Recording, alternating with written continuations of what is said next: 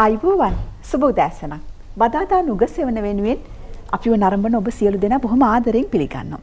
මේ ලෝකේ හරි සුන්දරයි. හැබැයි මේ සුන්දරත්වය ලෝකයට තිල්ල කරන්න පුළුවන් වෙන්නේ ඔබ මම අපි හැමෝම එකතු වෙන මේ මනුස්සත් කුලය නිසා. ඉතින් මිනිසුන් විදියට අපිට කොයිතරම්නම් දේවල් කරන්න පුළුවන්ද නේ අපේ ජීවිතය යහපත් කරගෙන ලෝකෙත් යහපත් තැනක් බවට පත් කරන්න. හැබැයි ඉතින් අපි නිතරම හිතන්නේ අපිට කරන්න බැරි දේවල්, අපිට ලං වෙන්න බැරි බලාපොරොත්තු ඒවා ගැන හිතලා අපි හුඟක් වෙලාවට දවසක් ඇතුළතදී කොයිතරම්නම් පශ්චාත්තාප වෙනවද? එහෙම නෙමෙයි. ඔබ ළඟම තියෙන ඔබට ලේසියෙන් කරන්න පුළුවන් දේවල් කොයිතරම්නම් තියෙනවද කියලා පුංචි වෙලාවක් අරගෙන හිතලා බලන්න. අපිට අපේ ගෙවත් අස්පස් කරගන්න පුළුවන්. අපිට අපේ නිරෝගීකම රැකගන්න පුළුවන්. අපිට රට වෙනුවෙන්, දෑ වෙනුවෙන් පුංචි පුංචි යුතුයකම් ඉටු කරලා රටක්, දයක්, ලෝකයක් පරිස්සම් කරන්න පුළුවන්. ඉතින් ඔබේ ජීවිතය තුලත් මේ මහා යහපත් ගුණය අද දවසේදී වැඩි වේවා, ඒ ජීවිතයට එකතු වේවා කියන ප්‍රාර්ථනාවත් එක්ක අපි සූදානම් බදාදා නුගසෙවණේදී ඔබේ ජීවිතේ තව තවත් යහපත් කරන්න බොහෝ සරුසාර දේවල් ඔබට තිළින කරන්න. මගේ ආදරණීය මිත්‍රයා අසේල සූදානමින් ඉන්නවා. ඊටාම වගකීමකින් යුතු සුවිශේෂී වූ ජාතියට වැදගත් වෙන කතා බහක් සඳහා යොමු වෙන්න. ඉන්පසු අපේ හැමදාමත් ඔබේ ජීවිතය යහපත් කරන විශේෂාංග හුඟක් තියෙනවා. එකතු වෙලා ඉන්න බදාදා නුගසෙවණ සමගින්. අයිබෝන් අසේල. අයිබෝන් සිතාරා. දැන් නාගරික ප්‍රදේශවල නිවාස ප්‍රශ්නෙට විසඳුමක් හැටියට තට්ටු නිවාස ඉදි කරලා ඒකට විසඳුම් ලබා දෙනවා වගේ අපට තියෙන මේ වගා කිරීමේ අභියෝගය, රට ස්වයංපෝෂිත කිරීමේ අභියෝගය හමුවේ වගාවටත් එහෙම කිසියම් තට්ටු ක්‍රමයක් දෙන්න බැයිද? විද්‍යානුකූල වගාව කියන්නේ මොකක්ද? අප හමුවේ තියෙන අභියෝගවලට දැන් අපේ තියෙන පොළොව, අපේ තියෙන භූමිය සැලසුම් සහගත වඩා කාර්යක්ෂම ඵලදායී වගාවන් සඳහා සැලසුම් කරන්නේ කොහොමද? ඒ සඳහා රජයේ වගකිව යුතු ආයතන සැලසුම් කොට තිබෙන ප්‍රතිපත්තීන් සහ ගෙන ඇති තීන්දුව తీරන මොනවාද? මේවා රටක ජනතාව හැටියට දැනගත යුතුයි. අපි හැමෝටම අවශ්‍යතාවය තියෙනවා වවන්න. අපි හැමෝටම අවශ්‍යතාවය තියෙනවා මේ අභියෝගයේ අපට කියා දුන් පාඩම් වලින් කිසියම් ආකාරයකට හොඳ දේවල් අරගෙන අපේ අභියෝග අනාගතයට මේ අභියෝගවලට කිසියම් ස්ථිරසාර විසඳුම් ලබා දෙන්න. එතෙන්දී අපි කළ යුත්තේ මොකක්ද? අපට කරන්න පුළුවන් වන්නේ මොකක්ද? අපේ භූමිය කොයි විදිහටද සරුසාර බිමක් බවට පත් කරගන්නේ? වර්ග කිලෝමීටර 65610යි අපිට තියෙන්නේ. ඒක හරි විදිහට පාවිච්චි කරන්නේ කොහොමද කියන කතාවට අපි එකතු වෙන්නයි සූදානම් වෙන්නේ. සඳහා ආරාධනා කළා මගේ සමීපයේ සිටම හඳුනාගෙන යමු. මා සමීපයේ සිටිනවා වැවිලි කල්මාන්ත හා අපනයන කෘෂිකාර්ම අමාත්‍යාංශයේ වැඩ බලන ලේකම්තුමන් අනුරාධ විජේකෝන් මැතිතුමන්. අයබෝන් ඔබතුමන්ට. ඉන්හා පැත්තේ ඉන්නේ ඉඩම් කොමසාරිස් ජෙනරාල් තුමිය. මම හිතන්නේ ලංකාවේ ඉඩම් කොමසාරිස් ජෙනරාල් තුමියක් ලෙස පත් වුණු පළමු අවස්ථාව කාන්තාවක් චන්ද්‍රා හේරත් මැතිණිය අපිත් එක්ක ඉන්නවා. අයබෝන්. ඉන්හා පැත්තේ ඉඩම් හා ඉඩම් සංවර්ධන අමාත්‍යාංශයේ ලේකම්තුමන් RAAK රණවක මැතිතුමන් අප සමග අත්වැල් බැඳගෙන ඉන්නවා. ඒ වගේම ඉඩම් ප්‍රතිසංස්කරණ කොමිෂන් සභාවේ සභාපතිතුමන්ද නිලන්ත විජේසිංහ මහත්මයාත් අපිත් එක්ක අත්වැල් බැඳගෙන ඉන්නවා. සියලු දෙනාටම අයබෝවන්. අයබෝවන්. ලේකම්තුමනි මම හිතන්නේ ඉඩම් සංවර්ධන අමාත්‍යාංශයේ ලේකම්තුමාගෙන් අපි පටන් ගමු. මට කියන්න මේ අමාත්‍යාංශය වෙත පැවරිලා තියෙන වගකීම් රාමුව අපි කෙටියෙන් ඉස්සලා හඳුනාගනිමු නේද? ඔව්. ඉඩම් හා ඉඩම් සංවර්ධන අමාත්‍යාංශය මේ රටේ ඉඩම් සමස්ත ඉඩම් කළමනාකරණේ කිරීමේ වගකීම බාර ගන්න තියෙනවා. ඉඩම් කියන්නේ රටක ඊ타මත්ම වටිනා සම්පතක්. එය ඊ타මත්ම සීමිතයි. එය වැඩිවීමක් සිද්ධ වෙන්නේ නැහැ. එය අපි ප්‍රයෝජනයට ගන්න ආකාරය අනුව තමයි එහි වටිනාකම වැඩි වෙන්නේ. ඒ අනුව ඉඩම් අමාත්‍යාංශය අපි මේ රටේ තිබෙන සමස්ත ඉඩම් පරිහරණය කරන ආකාරය පිළිබඳව ක්‍රමවේද සකස් කරලා ඒවා උපරිම ඵලදාවක් ලැබෙන ආකාරයට හසුරුවාලීමේ වගකීම දරනවා. අපේ රටේ සමස්ත ඉඩම් ප්‍රමාණය අක්කර ලක්ෂ 162ක් පමණ වෙනවා. මේ ඉඩම් එක්තරා ප්‍රමාණයක් වන සංරක්ෂණයට, ඒ වගේම වෙනත් සංරක්ෂණ දේවල් වලට, පුරාවිද්‍යා සංරක්ෂණය, එළදොළ ගංගාවන් ජලමාර්ග, ජලමූලාශ්‍ර වගේ විවිධ වෙරළ සංරක්ෂණය ඇතුළු යම් යම් කාර්යයන් වලට වෙන් කරලා තියෙනවා. ඊට අමතරව අපි මේ ඉඩම් විවිධ කඳුකර වගා කරන්න බැරි ඉඩම් තියෙනවා. ඒ වගේම අපේ තියෙනවා මුළු ඉඩම් වගේ විවිධ ඒවා ඇරුණාම මේ අක්කර 1,162 තුලින් ප්‍රයෝජනයට ගත හැකි ප්‍රමාණය හැටියට අපට ආර්ථික කටයුතු ක්‍රියාකාරකම් සඳහා යොදා ගන්න පුළුවන් ප්‍රමාණය අක්කර ලක්ෂ 60ක් 65ක් වගේ ප්‍රමාණයක් තමයි තියෙන්නේ. ඒ නිසා මේ ඉඩම් ප්‍රමාණය රටේ ජනතාවගේ ආර්ථික ක්‍රියාකාරකම් වලට උපරිම අන්දමින් ප්‍රයෝජනයට ගත හැකි ආකාරයට හසුරුවාලීම කළමනාකරණය ඒ සඳහා ප්‍රතිපත්ති සකස් කිරීමත් පරිහරණ සැලසුම් විද්‍යානුකූලව සකස් කරලා අපේ අමාත්‍යාංශය මගින් අනෙකුත් අමාත්‍යාංශත් සම්බන්ධීකරණය කරගනිමින් වැවිලි කර්මාන්ත අමාත්‍යාංශය වගේ අපේ අමාත්‍යාංශයේ යටතේ තියෙන ඉඩම් කොමසාරිස් ජෙනරාල් දෙපාර්තමේන්තුව, ඉඩම් ප්‍රතිසංස්කරණ කොමිෂන් සභාව, ඒකම ඉඩම් පරිහරණ සැලසුම් දෙපාර්තමේන්තුව මේ ඉඩම් මොන විදිහටද උපයෝජනය කරගන්නේ කියන එක විද්‍යානුකූලව සකස් කරලා සිතියම් ගත කරලා අනිකුත් ආයතනත් සමග මඟ පෙන්වමින් හසුරුවාලීම හා සම්බන්ධීකරණය ඉඩම් අමාත්‍යාංශය තුලින් කෙරෙන කාර්යභාරය වෙනවා. ඒ කාර්යභාරය ඇතුලේ කොමසාරිස්තුමිය ඔබ සීමාව තුල තියෙන්නේ මොන කාර්යයන්ද? ඇත්තටම කියන්නට ඕනේ ලේකම්තුමා කිව්ව ආකාරයට ඉඩම කියන සාධකයත් එක්ක ඉඩම් කොමසාරිස් ජෙනරාල් දෙපාර්තමේන්තුවට පැවරෙන්නේ රජයේ ඉඩම් කළමනාකරණය. ඒතර මේ රජයේ ඉඩම් කියන එකේදී අපි දන්නවා ඒක ඈතට දිව යනවා 1897 වගේ මුඩුබිම් පනතත් එක්ක එවකට වැවිලි ආර්ථිකයේ නගා සිටුවීම සඳහා මුඩුබිම් පනත ගෙනල්ලා එමකට පාලනය කරපු රජයන් ඒවා හඳුනා ගන්නට උත්සාහ කරා කොච්චර රජයේ ඉඩම් තියෙනවද කියලා මේවා ඇතුල් කරන්නේ මේ වැවිලි භෝග ආර්ථිකය ගේන්න. ඒ වෙලාවේ අර අයිතිවාසිකම් කියන ලියවිලි නැති පුද්ගලයන් අයිතිවාසිකම් කියන ලියවිලි නැති අනිකුත් සියලුම ඉඩම් රජයේ ඉඩම් ලෙස තීරණය කළා ගැසට් කළා. ඒ අනුව තමයි ඉඩම් කොමසාරිස් ජෙනරාල් දෙපාර්තමේන්තුවට පැවරෙන්නේ මේ රජයේ ඉඩම් ටික කළමනාකරණය කරගන්න. ඇත්තටම රජයේ ඉඩම් කිව්වහම කොටසක් වෙනවා වන සංරක්ෂණ දෙපාර්තමේන්තුව විසින් කළමනාකරණය කරනවා. වන ජීවි දෙපාර්තමේන්තුව සතුන් සම්බන්ධයෙන් යන ඔය තියෙනවා කියන රජය සතු 82ක විතර භූමි භාගයේම අදාළද එතකොට? ඔව් භූමි භාගයේම අදාළ වෙනවා. නමුත් කළමනාකරණය කිරීම සඳහා වෙනත් ආයතන පිහිටවලා තියෙනවා. අවසාන වශයෙන් ගත්තාම රජයේ ඉඩම් ලෙස මිනිසුත් එක්ක ගොවි ජනතාවත් එක්ක සංවර්ධනය කිරීම, විවිධ ව්‍යාපෘති සංවර්ධනය සඳහා යොදා ගැනීම කියන එකත් එක්ක ගත්තාම සංවර්ධනය සඳහා යොදාගත හැකි රජයේ ඉඩම් කළමනාකරණය සමස්ත කළමනාකරණය ඉඩම් කොමසාරිස් ජෙනරාල් දෙපාර්තමේන්තුවට පැවරෙනවා. මේ රජයේ ඉඩම් වල අවසාන වශයෙන් පරම අයිතිය පැවරෙන්නේ අතිගරු ජනාධිපතිතුමාට. එතුමාට අනපනත් වලින් පැවරලා තියෙන රාජකාරිය එතුමාගේ තියෙන බලතල කොහොමද මේ ඉඩම් සංවර්ධනයේදී ගොවි ජනතාවත් එක්ක විවිධ සංවර්ධන කටයුතුත් එක්ක ගලපගන්නේ කියන එකට අනපනත් වලින් ඒ බලතල කොටසක් පවරලා රජයේ ඉඩම් සමස්ත කළමනාකරණය බෙදා දීම පසු කටයුතු ඒවා නැවත සංවර්ධනයට යොදා ගැනීම මේ සමස්ත රාජකාරී සියල්ල ඉඩම් කොමසාරිස් ජෙනරාල් දෙපාර්තමේන්තුවට පැවරෙනවා. දැන් ඒ ඉඩම් කළමනාකරණය වගාවේ කළමනාකරණය ඕවස්සෙල ඇත්තටම මෙතුමලා දෙන්නම කිව්වා වගේ ඉඩම් පිළිබඳ ඒ කාර්යභාරයන් ඒ තැන් වලින් කරන ගමන් විශේෂයෙන් වැවිලි කර්මාන්ත හා අපනයන කෘෂිකර්ම අමාත්‍යාංශයට තමයි වර්තමාන රජයේ යටතේ අපේ අමාත්‍යාංශය ක්‍රියාත්මක වෙන්නේ. මෙතනදී අපි වගකීම් දරන ප්‍රධාන වැවිලි භෝග කීපයක් සහ අපනයන කෘෂිකර්ම භෝග 16කට. මේ ප්‍රධාන වැවිලි භෝග අතර තියෙනවා තේ, පොල්, රබර්, ඒ වගේම උක් වගාව දැන් අපිට ආපහු ඇවිල්ලා තියෙනවා වැවිලි කර්මාන්තය යටතට. ඊට අතිරේක කජු වගාව මම හිතන්නේ ලංකාවේ දිනු කළ හැකි සහ කළ යුතු වගාව. ඊට අතිරේක අපනයන කෘෂිකර්ම දෙපාර්තමේන්තුව යටතේ එන ප්‍රධාන භෝග 16ක් කෙරෙහි අපි මූලික අවධානය යොමු කරලා තියෙනවා. ඒතර මේ අනුව අපේ රජයේ සතු සමාගම් ඒ වගේම රජයේ විසින් පෞද්ගලික අංශයට කළමනාකරණය සඳහා වකින් පවරා දුන්න සමාගම් තියෙනවා. අපි ප්‍රාදේශීය වැවිලි සමාගම් කියලා.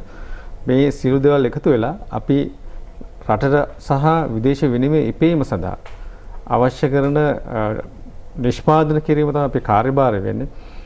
මම කියන සතුරු ඇත්තටම පෞගිය මේ කොවිඩ් වසංගතයත් එක්ක වුණත් මම හිතන රටේ ඊටාම හොඳින් ක්‍රියාත්මක වෙච්ච ඵලදායක ක්‍රියාත්මක වෙච්ච කියන්නේ අක්‍රිය නොවි පැවතිච්ච අංශයක් ගත්තොත් මේ වැවිලි කර්මාන්ත අංශේ විශේෂයෙන් අපේ තේ නිෂ්පාදනයේ විදේශ වෙළඳපොළට විශාල ප්‍රමාණයක් අපිට ඒ කාලේ යවන්න පුළුවන්. මෙතන විදේශ විනිමය ලංකාවට ගෙන එන එකම කර්මාන්තය වගේ තමයි මට හිතුනේ ඒ කාලේ ක්‍රියාත්මක වෙච්ච ඒ කර්මාන්තය. ඒ වගේ මේ සියලු දේවල් සඳහා අපි වගකීම් දරනවා.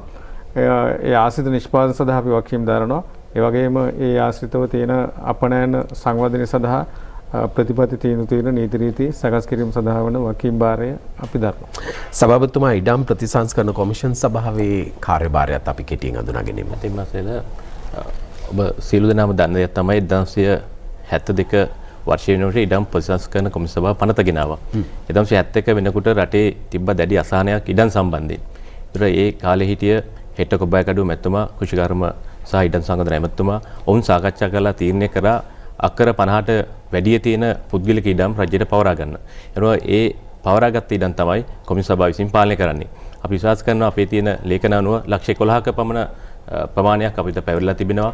මේ ප්‍රමාණය අපි ඒ ඉඩම් වල පදිංචි වෙලා ඉන්න අයට ඔප්පු ලබා දීම, ඒ වගේම අපි නීත්‍යානුකූල බැඳීම් විදියට නිදහස් කරන්න ඉඩම් ප්‍රමාණයක් තිබෙනවා. ඒ මුල් අයිතිකරුවන්ට සහ අනිකුත් ඉඩම් රටේ දේශීය ආර්ථිකය, කෘෂි ආර්ථිකයට අවශ්‍ය ආකාරයට අනිකුත් ආයතන වලට සහ පුද්ගලයන්ට බදු මත පදනම් මත ලබා දීම සහ අනිකුත් ආයතන නිදහස් කිරීම තමයි අපි මේකට කරමින් යන්නේ. හොඳයි. ඉඩම් සංවර්ධන අමාත්‍යාංශයේ ලේකම්තුමනි, අපි දැන් අපේ මේ සාකච්ඡාව අපේ ප්‍රේක්ෂකින්ට වැදගත් වෙනවා. දැන් එයා බලාගෙන ඉන්නවා රටට කොහොමද Tamanගේ දායකත්වය දෙන්නේ.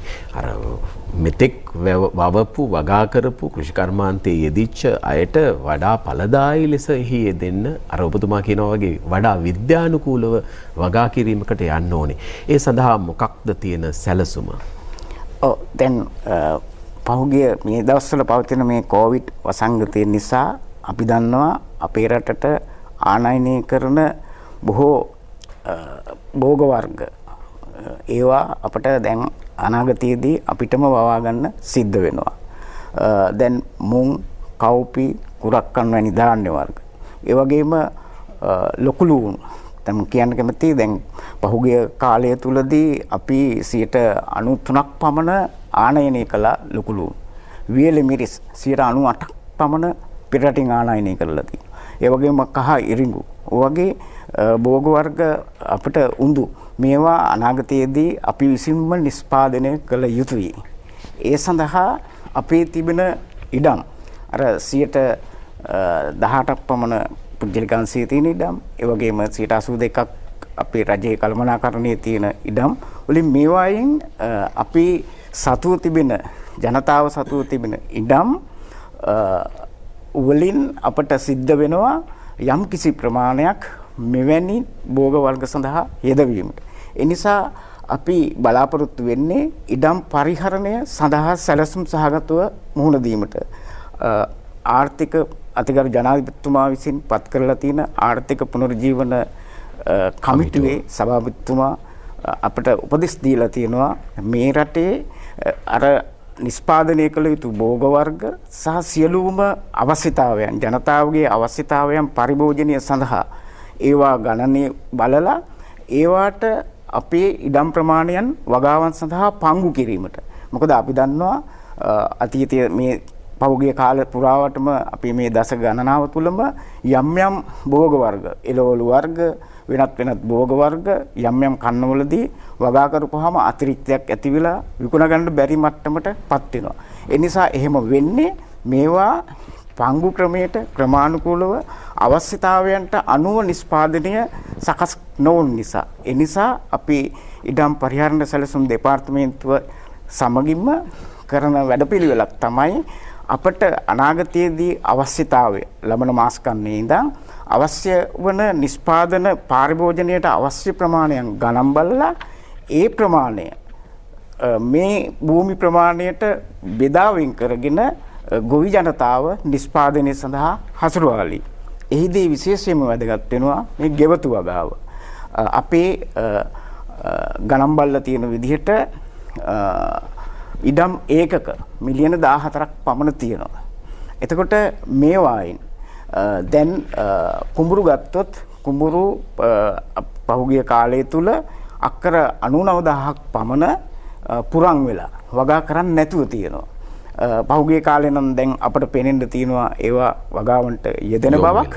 අපි බලාපොරොත්තු වෙන්නේ තමන්ගේ පවුලේ අවශ්‍යතාවය සඳහා අවශ්‍ය එළවලු පළතුරු සහ වෙන කහ ඉඟුරු ඒ වගේ මේ දේවල් වගේ දේවල් තමන්ගේ ගෙවත්තෙන්ම නිෂ්පාදනය කර ගත්තොත් එතකොට එදිනෙදා පාරිභෝජනයේට ඒවා පාවිච්චි කරන්න පුළුවන් ගෙවත්ත තුලින්.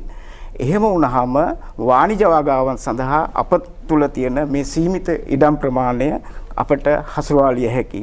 ඒකම හුඟක් ඉඩම් තියෙනවා ඌණ උපයෝජනය. ඒවා සම්පූර්ණයෙන්ම වගාවන් සඳහා යෙදවිලා නැති ඉඩම්.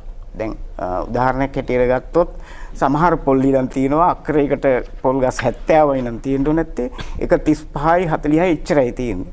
ඒ නිසා මේවාට සම්පූර්ණයෙන්ම වගාවට ඒවා පෙළඹවීම. ඒ වගේම මේ තියෙන ඉඩම් තුලම යටි වගාවන් හැටියට කරන්න පුළුවන් වෙනත් භෝග වගාවන් කහ ඉඟුරු එතකොට ගම්මිරිස් ඒ වගේ කිරියල මේවා යටි වගාවන් හැටියට මේ තියෙන එකම පොල් ඉඩම් උදාහරණයක් ගත්තොත් ඒ තුලම වගා කරන්න පුළුවන්. ඒකත් එක ක්‍රමයක්. අනිත් පැත්තෙන් ගත්තාම බොහෝ වෙලාවට අවුරුද්ද පුරාවම සම්පූර්ණයෙන්ම මේ ඉඩම් වගාවන්ට යෙදෙන්නේ නැහැ. අවුරුද්දකට මාස කීපයකින් හේන් වගේ ගොවිතැනක් එහෙම නැත්නම් වෙනත් කෙටි කාලීන භෝගයක් වගා කරලා ඉවර වෙලා අනිත් කාලය තුල මේ ඉඩමෙන් කැලෑවට වැවිලා ප්‍රයෝජනයක් ගන්න නැතුව තියෙනවා. ඒ නිසා අපි උනන්දු කරනවා ගොවි ජනතාව අවුරුද්දේ කන්න දෙකක් කන්න තුනක් පුළුවන් තරම් ඉඩම අපතේ යන්නේ නැතුව නිදහස් කාලයක තියන්නේ නැතුව වගාවට උපරිම වශයෙන් යොමු කරන්න. එහෙම වුණාම අවුරුද්දකින් එකම ඉඩමෙන් ගන්න පුළුවන් ඵල ප්‍රයෝජනය වැඩි වෙනවා. ඒ නිසා ඒක අපි මේ ඉඩම් සැලසුම් ප්‍රතිපත්තිය තුළ ඉදිරියේදී අපි ගරු ඇමතුමාගේ උපදෙස් හා මඟ පෙන්වීම අනුව ආර්ථික කටයුතු පුනරුජීවන ඒ ක්‍රියාත්මක ඒ කමිටුවේ තියෙන ඒ මඟ පෙන්වීම යටතේ අපි ඒ සඳහා දැන් මම සූදානම් වෙනවා ඊළඟ මාස් කන්නේ සිට මේ වැඩසටහන ක්‍රියාත්මක කරන්න. දැන් ගෙවතු වගාවේදී Tamanට තියෙන පරිභෝජන අවශ්‍යතාවය පුළුවන් තරම් සාර්ථකව Taman සන්තක කරගන්න පුළුවන් නම් ඒක හොඳයි. නමුත් අපි දන්නවා වාණිජ භෝග වගාව හරහා අපේ අවශ්‍යතාවන් බොහෝමයක් ඉටු කරගන්නටත් ඕනේ. දැන් ඉඩම් කොමසාරිස් ජෙනරාල්තුමියනි දැන් ඉඩමක් Taman සන්තක කරගන්න තියෙන උනන්දුව වගාව සඳහා තියනවද මිනිස්සුන්ගේ? ඔව් ඇත්තට මේක හොඳ මාතෘකාවක් අසෙල මම හිතන්නේ ඉඩම් කොමසාරිස් ජෙනරාල් දෙපාර්තමේන්තුව විවිධ අනපනත් ඔස්සේ ගොවි ජනතාවට වගේම අනිකුත් ව්‍යාපාරික සහ ඒ වගේ ප්‍රජාවන් වෙත ඉඩම් බෙදා දීම් සිදු කරනු ලබනවා. විශේෂයෙන්ම අපේ අඩු ආදායම්ලාභී ගොවි පන්ති අයට නොමිලේ ඉඩම් දෙද්දී අනිකුත් කෘෂිකාර්මික සහ සංවර්ධන කටයුතු ව්‍යාපෘති සඳහා ආයෝජකයන් වෙත අපි බදු පදනමක් තමයි ඉඩම් ලබා දෙන්නේ. එහෙම බැලුවොත් ඇත්තටම පහුගිය දත්ත පද්ධතියත් එක්ක අපි සලකා බැලුවා. පහුගිය මාස දෙක තුන තුල අපි ගොඩක් වෙලාවට ලේකම්තුමා සහ විශේෂයෙන්ම ගරු ඇමතුමාගේ උපදෙස් මත කළෙත් මේ දත්ත පද්ධතිය නැවත විශ්ලේෂණය කරලා මේ ඉඩම් කොහොමද නිවැරදිව කළමනාකරණය කර යුත්තේ කියන එකට යා යුතු හොඳම අවස්ථාවක අපි ඉන්න නිසා ඒවා බලද්දී පැහැදිලි වෙනවා අපි මේ බෙදලා දෙන විවිධ ක්‍රම යටතේ ලබා දෙන ඉඩම් උපයෝජනය කරලා තියෙන්නේ කොහොමද කියන එක. ඉතින් ගොඩක් වෙලාවට අපිත් ඇතුළුව සමස්ත ප්‍රජාව නැත්නම් පුද්ගලයන්ගේ හැඟීම තමයි ඉඩම Taman සතු කර ගන්නවා කියන එක. අංක 1ට බොහෝ විට ඉල්ලන්නේ වගා කිරීමට හෝ ගයක් හදාගන්න එහෙම වට හිතනවට වඩා ඉඩම ලබා ගැනීම කියන සංකල්පය තමයි පුද්ගලයන්ට ජනිත වන ප්‍රධානම කාරණේ. නමුත් අපි ඇවිල්ලා ඉන්න සම්දිස්ථානයේ බලපුවාම මේ වසංගත තත්වයක් එක්ක අපේ කියනවට නැත්නම් මගේ කියලා භූමියක් බදා ගන්නවට නැත්නම් බෙදා අයිති කර ගන්නවට වඩා තමන්ගේ වගාව එහෙම නැත්නම් මේ සංවර්ධනය මගේ අපේ කියන්නට පුළුවන් නම් මං හිතන්නේ අපි මේ தত্ত্বය මේ වසංගත තත්වයෙන් ගොඩ එන්නට අපි මේක හොඳ අවස්ථාවක් කරගන්නට පුළුවන්. උදාහරණයක් විදිහට ගත්තොත් අපි කෘෂිකාර්මික කටයුතු සඳහා විවිධ අනපනත් යටතේ නොමිලේ ගොවි පන්තියට දුන්නේවත් ඒ වගේම කන්න භෝග වගා කර ගැනීම සඳහා වාර්ෂිකව දුන්නේවත් දීර්ඝකාලීන බදු මත මධ්‍ය පරිමාණ කුඩා පරිමාණ සහ විශාල පරිමාණයේ අයට බදු පදනම මත දුන්න කෘෂිකාර්මික ඉඩම් ගත්තොත් මම හිතන්නේ අක්කර ලක්ෂ 20ක් විතර අපි බෙදලා දීලා තියෙනවා විවිධ ක්‍රම යටතේ. නමුත් අපි මේ දත්ත පරිශීලනය කරලා බලනකොට පේනවා මේ සියල්ලම නියම උපයෝජනයකට ගිහිල්ලාද කියලා. නිසා අපි සොයා බලලා තියෙනවා දැන් මේකෙන් යම්කිසි ප්‍රතිශතයක් බොහෝ විට මම හිතන්නේ 20%කට 30කට වඩා ප්‍රමාණයක් තවම උපයෝජනය කරලා නැති ප්‍රමාණ තියෙනවා. එhmenan අපිට දැන් සිද්ධ වෙනවා මේක හොඳ අවස්ථාවක් කරගෙන මේ උපයෝජනය පූර්ණ වශයෙන් උපයෝජනය නොවන ඉඩම් කෘෂිකාර්මික කටයුතු සඳහා විශාල වශයෙන් යොදා ගන්න. එහිදී ආර්ථික පුනර්ජීවන කමිටුව යට බලකාය යටතේ විශේෂයෙන්ම කෘෂිකර්ම දෙපාර්තමේන්තුව විසින් හඳුනාගත්ත භෝග ලැයිස්තුවක් අපේ ලේකම්තුමා කිව්වා. ඒව තරම් පුළුවන් තරම් ගොවි ජනතාව පොළඹවන්නට අවශ්‍යයි. නිසා අපි හඳුනාගත්ත මේ වෙනකොට අධියර 3ක් යටතේ මේ වැඩසටහන ගෙනියන්න.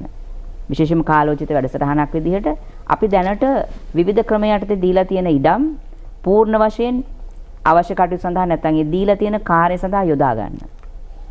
ඒක තමයි ඉතා වැදගත් වන්නේ. මේකෙදි කෙලින්ම අපි ඉලක්ක කරගත්තේ මේ අවස්ථාවේදී වගා කටයුතු සඳහා කෘෂිකාර්මික සත්ත්ව පාලන මේ වගේ දේවල් සඳහා යොදා දුන්න ඉඩම් තමයි පූර්ණ වශයෙන් අධීක්ෂණය කරලා ඕන් එක එකතු වෙලා ගොවි ජනතාවත් එක්ක ඒ වගේම සංවර්ධන ව්‍යාපෘති සඳහා දීලා තියෙන ආයෝජන එක එකතු වෙලා මේවා කොහොමද පූර්ණ වශයෙන් යොදාගන්නේ? මම හිතන්නේ ඉඩම් කොමසාරිස් ජෙනරාල් දෙපාර්තමේන්තුවේ මේවට අවශ්‍ය කරන ක්‍රමවේද සකස් කරන්නේ කෘෂිකර්ම දෙපාර්තමේන්තුව. දැන් සුළු අපනයන දුන්නා නම් ඒ දෙපාර්තමේන්තුව සහ සම්බන්ධීකරණය හුදකලාව නෙමෙයි සියලුම ආයතන විශේෂම පුනර්ජීවන බලකාය ආර්ථික පුනර්ජීවන බලකාය යටතේ තියෙන සියලුම ආයතනත් එක්ක බද්ධ වෙන්න පුළුවන් අපිට. ඒ වගේම අනිකුත් අමාත්‍යාංශත් එක්ක බද්ධ වෙලා මේක ඉදිරියට අරගෙන යන්න සමස්ත ඒකාබද්ධ වැඩසටහනක්. ඒතර ඉබේම ගොවි ජනතාවත් ව්‍යාපාරිකිනුත් පෙළඹ වෙනවා මේ කටයුතු සඳහා යන්න. ඒ වගේම ඉන් එහාට ගිහිල්ලා අපි දන්නවා එහෙම බෙදා දුන්න මේ ලක්ෂ 20කට වගේ ප්‍රමාණයට අමතරව අපේ රටේ පුරාම රජයේ ඉඩම් බිහිදලා තියෙනවා තවදුරටත් කෘෂිකර්මයේ සඳහා යොදා ගන්නට පුළුවන් ඉඩම්. සත්ත්ව පාලනය සඳහා යොදා ගන්නට පුළුවන් ඉඩම්. අපි මේ සියලු තොරතුරු මේ වෙනකොට අධ්‍යයනය කරගෙන යනවා. අපි බලන්නේ පුළුවන් තරම් මේ අපේ අනපනත් ඔස්සේ ඒ ක්‍රමවේද ඉඩම් කොමසාරිස් ජෙනරාල් දෙපාර්තමේන්තුව අරයි යන ක්‍රමවේද දිගටම යන්නත් එහිදී පුළුවන් තරම් උත්සාහ කරන්නේ වගා කිරීම තමයි අවශ්‍යතාවය. ඉඩම තමයි සතු කරගන්න එකට වඩා අපිට ඕන වෙලා තියෙනවා මනස වෙනස් කරන්න. මගේ ඉඩම නෙමෙයි මගේ වගාව කියන තැනට අපි ගේන්නට අවශ්‍යයි. එතකොට තමයි අපි පූර්ණ වශයෙන් ඉඩමට යන්නේ. එහෙම වුණොත් මං හිතන්නේ අපිට අපේ දේශීය අවශ්‍යතාවයන් තමන්ගේ ගොවි ජනතාවට ඕන කරන දේශීය අවශ්‍යතාවයන් තම ඉඩම් පරිහරණ රටාවත් එක්ක ඉඩම් පරිහරණ දෙපාර්තමේන්තුවෙන් හඳුන්වලා දෙන තමන්ගේ භූමිය නිවැරදිව කළමනාකරණය කරගනිමින් තමන්ගේ ආර්ථික ශක්තිය නගා සිටුවා ගන්න ගමන් රටේ ආර්ථිකයත් නගා සිටුවා ගන්න පුළුවන් වෙයි කියන විශ්වාසය මාතම තියෙනවා. දැන් වැවිලි කර්මාන්තය ඒ වගේම අපනයන කෘෂි කර්මාන්තය ඒත් එක්කම අපිට තියෙන භූමියෙන් ප්‍රයෝජන ගන්න පුළුවන් මහා පරිමාණයේ වගාවන් දිහා බලනකොට ඒ වගාවන් සඳහා යොදවන ලද භූමිය තුල තවත් දේවල් කළ නොහැකිද? බොහෝ දේවල් කරන්න පුළුවන්. ඇත්තටම මේ ඉතාම හොඳ ප්‍රශ්නයක්. ඇත්තටම දැන් මේ කාරණාවේදී අපි මේ කොවිඩ් වසංගතයත් එක්ක රට තුල කතා වෙනවා නව ආර්ථික මොඩලයක් ගැන. ඒතර මෙතුමන්ලා කිව්වා වගේ අපිට තවදුරටත් විදේශ රටවල් දිහා බලාගෙන අපේ අවශ්‍යතාවයන් සම්පූර්ණ කර ගැනීම සඳහා කොතෙක් සිටිය හැකිද කියන එක. එහෙම හිතීම කොයිතරම් ප්‍රඥා ගෝචරද කියන කතාව. මේ කාරණාත් එක්ක මම හිතන්නේ අතිගරු ජනාධිපතිතුමා විශේෂ අවධානයක් යොමු කරලා තියෙනවා. ඒ වගේම මේ ආර්ථික පුනර්ජීවන කමිටුවට විශේෂ කාර්යභාරයක් පවරලා තියෙනවා. ඒ අනුව අපි සියලු ආයතන එකතු වෙලා මේ දවස්වල ඉතාම පළදායි සාකච්ඡා සිදුවීමෙන් යනවා. විශේෂයෙන් දැනට මම හිතන්නේ අපි කිසි කෙනෙක්ගේ මැදිහම වීමක් නැතුවත් මිනිස්සු විසින් මේ தත්ත්වය අවබෝධ කරගෙන පෞගිය ගෙවල් වලට සීමා වෙලා හිටපු කාලය තුල යම් යම් කාරණා කරා. ඇත්තටම සාධනීය තැන් ගොඩක් මිනිස්සුගේ ක්‍රියාකාරකම් වල තියෙනවා. ඔව්. එතකොට දැන් රජයක් හැටියට මම හිතන්නේ ආයතන හැටියට අපේ වගකීම තමයි එහෙම සූදානම් වෙච්ච ජනතාවට නිසි ක්‍රමවේද තාක්ෂණය ඒකට අවශ්‍ය කරන ප්‍රමිතියෙන් යුතු බීජ පොහොර මේ සියලු දේවල් දීලා වෙළඳපොළ සකස් කරලා ඒ අය තව දිරි ගන්නන්න. ඉතින් මේ කාරණාවේදී අපේ වැවිලි කර්මාන්ත සහ අපනයන කෘෂි කර්මය කියන කතාව අපි වෙන් කරලා ගත්තොත් එහෙම අපිට ඊටාම ඉහළ ඉඩකඩක් තියෙනවා මේ ඉඩම් වල ඵලදායීතාවය වැඩි කරන්න, ලාභදායීතාවය වැඩි කරන්න. දැන් සරල උදාහරණයක් කිව්වොත් අසෙල්ල දැන් අපේ තේ අක්කරයකින් මාසෙකට කඩන්න පුළුවන් දළු ප්‍රමාණය සාමාන්‍යයෙන් හොඳට වගා කරලා තියෙනවා නම් කිලෝ 1600ක් 1800ක් විතර. හැබැයි අපේ රටේ සාමාන්‍ය ඵලදාව අපේ මුළු රටේම තියෙන සියලුම තේ ඉඩම් අරන් බැලුවොත් එහෙම කිලෝ 300කට 350කට සීමා වෙලා තියෙනවා. සාමාන්‍ය විතුමන්ලගේ මේ කියන කාරණාවේදී අපේ සීමිත සම්පත ඉඩම් අංගලක්වත් වැඩි කරන්නේ නැතුව අපිට තේවල ඵලදායීතාවය වැඩි කරන්න පුළුවන් 4 ගුණකින් විතර. ඒ සඳහා තමයි අපි මේ දවස්වල අපේ මූලික අවධානය යොමු කරගෙන යන්නේ. මේ වගේමයි අනිත් වගාවන්. දැන් පොල් වගාව ගත්තත් එහෙමයි ඔබට පේනවා ඇති පාරේ යනකොට සමහරලාට රූස්ස පොල් ගස් තියෙනවා. ගෙඩි අතර පාක් ඒවත් කනාටු වෙච්ච ඒවා. මොකද මේකද දැන් අපිට අවශ්‍ය කියන එක. ඒකට අපි ඒ පොල් ගහ වෙනකොට අලුත් පොල් ගහක් අලුත් ප්‍රභේදයක් වැඩි පළදාවක් දෙන දේවල් හිටවන්න අපිට සහයවයි යටි වගාවක් කරන්න යටි වගාවන් අනිවාර්යයි. මොකද දැන් අපි ගොඩක් වෙලාවට එක එක භෝග සඳහා එක එක දෙපාර්තමේන්තු ආයතන හදාගෙන ඉන්නවා. ඉතින් ඒක නිසා ඒ අය වග වෙනවා බොහෝ වෙලාවට ඒ භෝගෙට පමණක්. හැබැයි අපිට පුළුවන් විවිධ භෝග එකම ඉඩමේ ඇතුලේ වගා කරන්න. දැන් සරල උදාහරණයක් කිව්වොත් අපිට පොල් වගාවත් එක්ක කජු වගාව කරන්න පුළුවන්. පොල් වගාවත් එක්ක අපිට මේ කරන්න පුළුවන් අන්නාසි වවන්න පුළුවන්, පළතුරු වර්ග වවන්න පුළුවන්, තනකොළ වවන්න පුළුවන් සත්වාහාර හැටියට. ඒ වගේ ගව කිරි පාලනය, කිරිපට්ටි පාලනය මේ වගේ දේවල් මේකට ගේන්න පුළුවන්. ඒතකොට භූමියකින් ගත හැකි උපරිම ඵලය ගන්න දැනට අපිට යන්න පුළුවන්. ඒක සමාගමක් වේවා, එහෙම නැත්නම් පෞද්ගලිකව වගා කරන ගොවියෙක් වේවා. මේ හැමෝගෙම අරමුණ වෙන්නේ Tamanට වැඩිපුර ආදායමක් ගන්න. ඒ ආදායම ලැබෙන්නේ පොල් වලින් විතරක්ද කියන එක මම හිතන්නේ එච්චර වැදගත් නෑ. රබර් වලින් විතරක්ද, තේ වලින් විතරක්ද කියන එක වැදගත් නෑ. ඉතින් මෙන්න මේ කියන අදහස නැත්නම් මේ කියන ක්‍රමවේද නැත්නම් මේ කියන එළඹුම අපිට අත්‍යවශ්‍යලා තියෙනවා. ඉතින් ඒකට ඒ සඳහා අපි විශාල වැඩ කොටසක් මේ දවස්වල කරගෙන යනවා. තවාන් අලුතෙන් අපි පටන් ගන්න. දැන් සරල උදාහරණයක් කිව්වොත් මේක ඇත්තටම කිව යුතුයි, රට දැනගත යුතුයි. අපි අඳුරගෙන තියෙනවා අපේ තියෙන සමස්ත තේ වගාව තුල ඒ කියන්නේ අක්කරයකට තියෙන්න ඕනේ තේ පඳුරු හොඳින් වැඩිච්ච පඳුරු 5000. නමුත් අක්කරයකට 5000ට අඩු පඳුරු තියෙන තේ වගාව මම හිතන්නේ 90ක් විතර. ඒකිනුත් අපි බැලුවොත් එහෙම අපිට පේනවා 30කට වඩා අඩු පඳුරු සංඛ්‍යාවක් තියෙන නැත්නම් 1000කට වඩා අඩු පඳුරු සංඛ්‍යාවක් තියෙන තේ ඉඩම් 30ක් විතර මුළු බිම් ප්‍රමාණය. ඒ නිසා අපිට මේ ආදායම වැඩි කිරීම කියන එක, අස්වැන්න වැඩි කිරීම කියන ඵලදාය වැඩි කිරීම සඳහා අනන්ත ඉඩක් තියෙනවා මේ පවතින ඉඩම ඇතුළෙම. විවිධ ක්‍රම පාවිච්චි කරමින්. ඉතින් ඒකත් එක්කම අනිත් පැත්තට අපි උත්සාහ කරනවා. දැන් අපේ අපනයන කෘෂිකර්ම භෝග කියන ඒවා බොහෝ ඒ වගේන් අපි ස්වයංපෝෂිත නැහැ. ඒ ස්වයංපෝෂිත නැති නිසාම අපිට විදේශ විනිමය විශාල ප්‍රමාණයක් වර්ෂයකට වැය කරන්න වෙනවා මේවා ආනයනය කරන්න. දැන් උදාහරණයක් හැටියට ගත්තොත් කහ වගාව. කහ අපිට මෙට්‍රික් ටන් 6000ක් විතර ප්‍රමාණයක් 7000ක් විතර ප්‍රමාණයක් වර්ෂයකට අවශ්‍යයි විවිධ හේතු නිසා. මොකද අපි දේශීය වශයෙන් නිෂ්පාදනය කරන 2000කටත් අඩු ප්‍රමාණයක්. ඒතර දේශීය වශයෙන් තව 5000කට විතර වගේ ප්‍රමාණයක් තියෙන අපිට කහ වගා කරොත් මේ විශාල ආදායමක් ගන්න. දැන් උදාහරණයක් හැටියට මේ දවස්වල කහ කිලෝ එකක් ඔබත් දන්නවා ඇති වෙළඳ පොලේ කහ කුඩු වශයෙන් ගත්තොත් රුපියල් 4000ක් විතර යනවා. හැබැයි අපි අමු කහ කහට විකුණන්න ගියොත් රුපියල් 300 විකුණන්නත් බෑ. ඒ නිසා මේ කහ වගාව විතරක් නෙවෙයි අනිත් පැත්තෙන් අපි මේක පරිභෝජනයට සුදුසු පාරිභෝගික ද්‍රව්‍යයක් හැටියට පරිවර්තනය කිරීමේ ක්‍රියාවලිය ගැනත් විශේෂ අවධානයක් යොමු කරලා තියෙනවා. ඒ ක්‍රියාවලිය සිද්ධ වෙමින් යනවා. ඉතින් අපි ආනයන මත යැපෙනවට වඩා ඒවට ආදේශන හොයාගෙන සහ දැනටමත් අපි ආරම්භ කරලා තියෙනවා වඩා වැඩි දියුණු කරමින් දේශීය අවශ්‍යතාවයත් සපුරමින් අපිට පුළුවන් ද විදේශ වෙළඳ පොළට යන්න කියන එක. මොකද වැවිලි කර්මාන්ත කියලා කියන්නේ අපි රටේ අවශ්‍යතාවයට දේවල් නිෂ්පාදනය කිරීමට වඩා රටට විදේශ විනිමය ඉපීම සඳහා අපනයන කෘෂිකර්මත් එහෙමයි. මේ වචන වලින්ම තේරෙනවා මේ අපි ජාත්‍යන්තර වෙළඳ පොළට යන්න ඕන. ඒ සඳහා සුසු දේවල් දෙන්න ඕන. ඒ හරහා රටට අවශ්‍ය කරන ධනය අපි උපයන්න ඕන. ඉතින් ඒ සඳහා වන විශාල මැදිහත් වීම මේ දවස්වල කරගෙන යනවා. දැන් ඒත් එක්කම මම හිතන්නේ ඊයේ අපි සාකච්ඡාවක් තිබුණා ගරු බැසිල් රාජපක්ෂ මැතිතුමාගේ සභාපතිත්වයෙන් තියෙන ආර්ථික පුනරුජ්ජීවන කමිටුවේ. ඒකෙත් මූලික අදහස උනේ දැන් මේ අලුතෙන් එන මහකන්නේදී ගෙවත්තක් සකස් කරන්න ඕනේ කියන. ඒ ගෙවත්තේ අන්තර්ගතයේ අතිගරු ජනාධිපතිතුමා මම හිතන්නේ ඉතාම පැහැදිලිව කියලා තියෙනවා මේ රටේ තත්ත්වයන් බැලුවම දැන් උදාහරණයකට පොල් අපේ අවශ්‍යයි ගෙඩි මිලියන 3600ක් දේශීය පරිභෝජනය සඳහා. නමුත් අපි 3100ක් විතර තමයි නිෂ්පාදනය කරන්නේ. ඒතකොට තව මිලියන 500ක් අපිට අවශ්‍යයි. ඒතකොට මේ මිලියන 500 අපිට මේ තියෙන වතු ඇතුළෙම කරන්න පුළුවන්. ඊට අතිරේකව පොල් නිෂ්පාදන විදේශ වෙළඳ පොළට යනවා. අපිට ඒක අහිමි කරගන්න බෑ දේශීය පරිභෝජනය සඳහාම මේ කැප කරලා.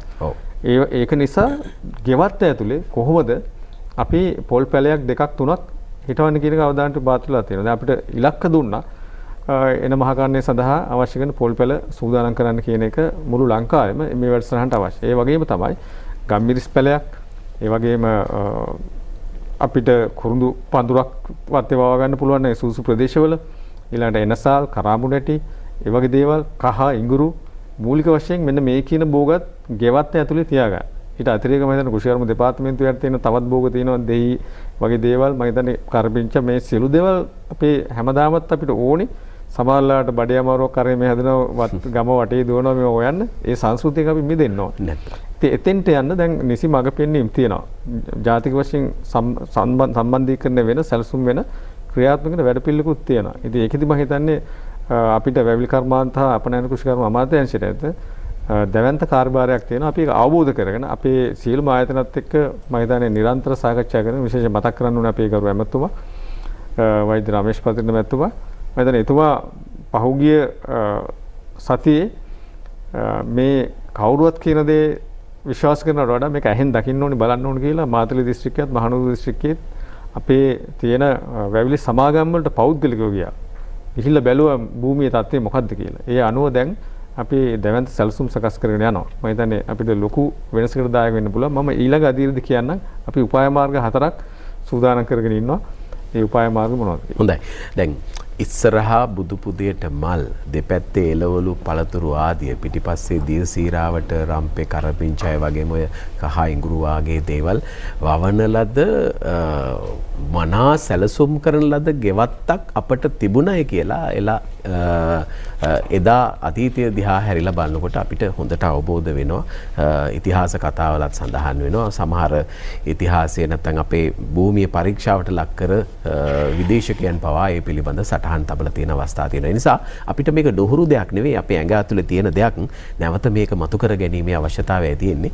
ඔබතුමාගේ කොටස LRC විදිහට කෙටි හැඳින්වීමෙන් යෙදුනට කමක් නැහැනේ. ඒ ඉඩම් ටික කොහොමද මේ ඵලදායි තැනට ගෙනියන්න කරලා තියෙන සැලසුම් දැනට? එපසිල්ල අපි පසුගිය කාල පුරාම බැලුවම 1972 ඉඳලා කොමියුන් සභාව අවුරුදු 45ක් දක්වා වෙනවා පිහිටවලා. ඒත් මේ අපිට පැවරුණු ඉඩම් ප්‍රමාණය රටේ ආර්ථිකයට අවශ්‍ය ආකාරයට ඒ නිසි ආයතන වලට පවරා දීම පුද්ගලයන්ට පවරා දීම කළමනාකරණය කිරීම තමයි අපිට කරන්න තිබුණේ. නමුත් අපිට මේ වෙනකොට පෙනියන තත්ත්වය තමයි අපි ඉඩම් ලබා දීලා තිබෙන යම් යම් පුද්ගලයන්ට යම් යම් දේවල් වලට. හැබැයි මේ ඉඩම් නිසි ආකාරයට ප්‍රයෝජනට අරගෙන නැහැ. ඒක පැහැදිලිව දකින්න කොමසාරිස්තුමියත් කිව්වා වගේ මිනිසුන්ට තියෙන ඉඩම් වල ආසාවක් තියෙන්නේ. ගොඩක් මිනිස්සු ආසයි ඉඩම් ලබා ගන්න, ඉඩම් සතු කරගන්න. ඒ නිසා තමයි ඉල්ලීම් කරන්නේ සමහර පුද්ගලයෙකුට තමන්ගේ නිවසේ තියෙන පර්චස් 10වත් වගා කරගන්න බෑ. හැබැයි අපෙන් ඇවිල්ලා ඉල්ලන්නේ අක්කර 20ක ප්‍රමාණයක් ඉල්ලන්නේ වගා කරන්න. ඒ හැකියාවක් නැහැ. මොකද මිනිස්සු කැමති ඉඩම් ප්‍රමාණයක් තියාගන්න.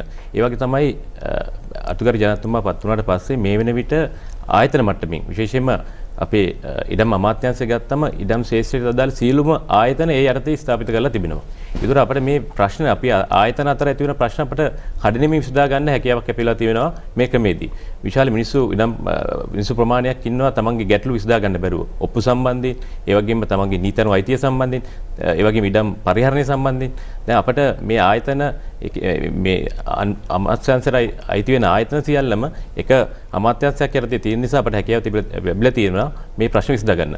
ඉදිරියේදී අපි බලාපොරොත්තු වෙන්නේ කොමිෂන් සභාව විදියට අපි විසින් දැනටමත් ලබා දීලා තියෙන ඉඩම් ප්‍රයෝජනට නොගෙන තිබෙනවා නම් ඒ ඉඩම් නැවත අපි පවරාගෙන හැකියාවක් තිබෙන ආයතනවලට රාජ්‍ය ආයතනවලට මේවා වගා කිරීම සඳහා ලබා දෙන්න.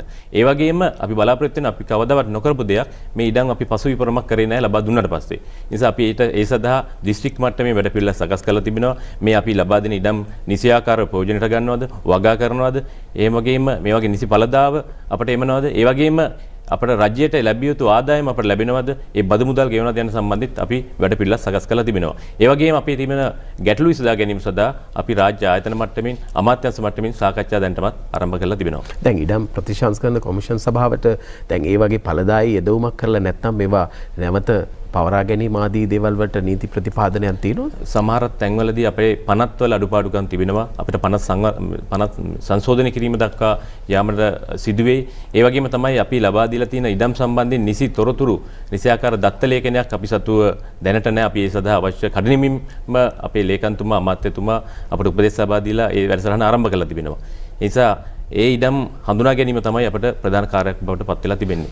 ලේකම්තුමා මම හිතනවා මේ දැන් මේ ඉඩම් හා වගාව සම්බන්ධ විවිධ බලතල සහ කාර්යභාරයන් පැවරෙන ආයතන අතර තියෙන සම්බන්ධතාවයේ තුරස්කමත් ඒ වගේම සමහර නීති ප්‍රතිපාදනයන් නිසා මේවා වගාව සඳහා යොදවා ගැනීමට තියෙන අවහිරතා ආදී දේවලුත් ප්‍රායෝගිකව බිම් මට්ටමේ දකින්න තියෙන සත්‍ය සිදුවීම්.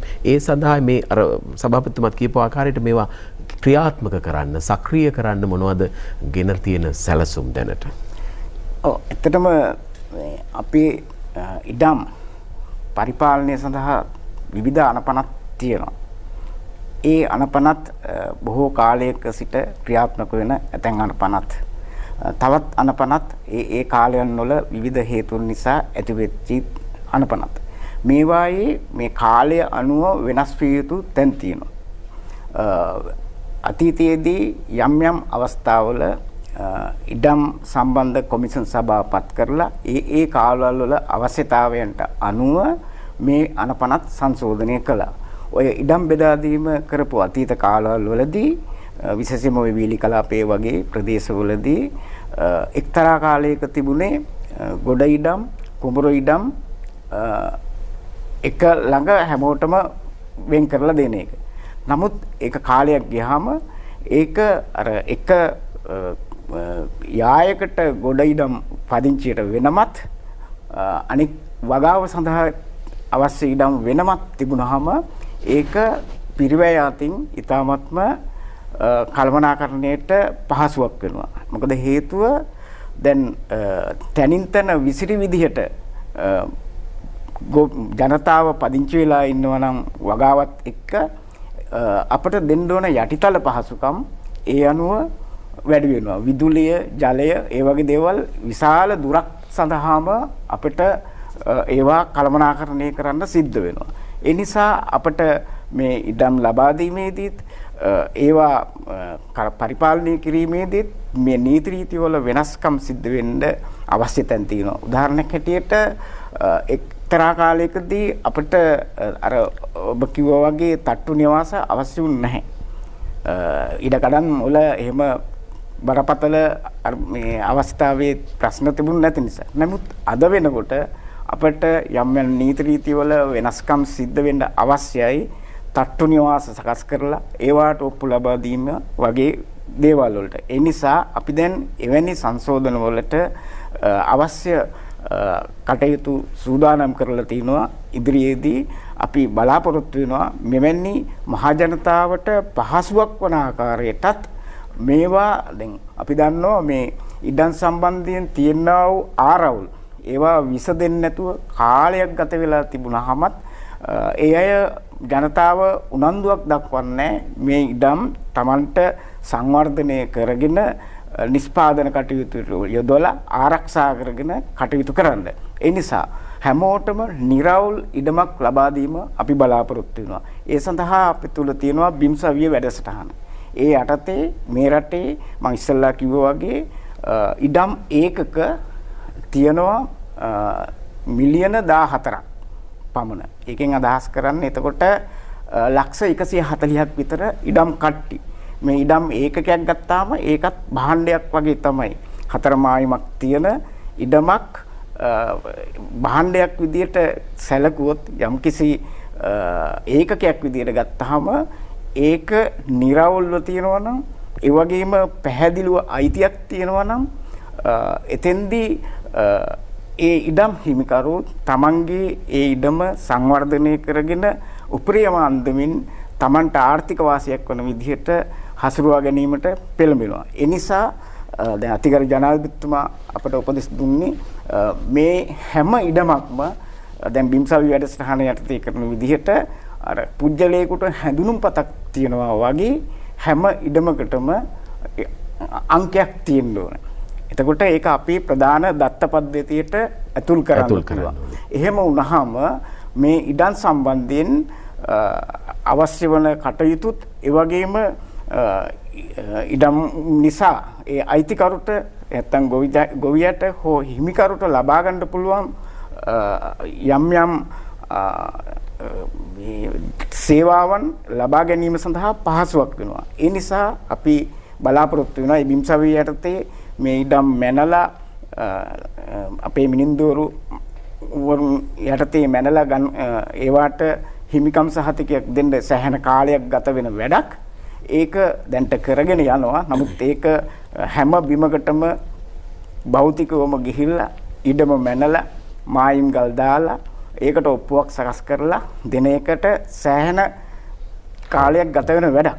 ඒ නිසා දැන් අපි අදහස් කරලා තියෙනවා ඒ අතරතුර ඒ මැනීමට මෙහා කරන්න පුළුවන් වැඩ. ඒ කියන්නේ අපිට ඔප්පුවක සඳහන් කරලා හැම ඉඩමකටම අංකයක් ලබා දීලා ඒක අපි දත්ත පද්ධතියට එකතු කරලා එතකොට රටේ තියෙන ජාතික දත්ත පද්ධතියට එකතු කරපුවාම අපිට ඒක ඉඩම් ලාභියාට අවශ්‍ය සේවාවන් ඉටු කර ගැනීම සඳහා තනින් තන රස්තියාදු වෙන්නේ නැතුව ප්‍රයෝජනට ගන්න පුළුවන් විදිහේ ක්‍රමවේදයක් අපිට කරන්න පුළුවන් කියන විශ්වාසය අපි ඉන්නවා. ඒ සඳහා දැන් අපි ක්‍රියාමාර්ග ආරම්භ තියෙනවා. දැන් COVID-19 ප්‍රශ්නය ආවත් එක්කම ඇත්තටම මේක අවසන් අභියෝගයක් නෙවෙයි. අපිට තවත් අභියෝග ඉස්සරහට බලාපොරොත්තු විය යුතුයි. ඒ වෙනුවෙන් රට සූදානම් විය යුතුයි. තවදුරටත් මෙහෙම ආවහම අසරණ වෙන්නට අපි පටන් ගත්තොත් අපිට මේ අභියෝග හැමුවේ අපි කිසිම පාඩමක් ඉගෙන ගත්තා වෙන්නේ නැහැ.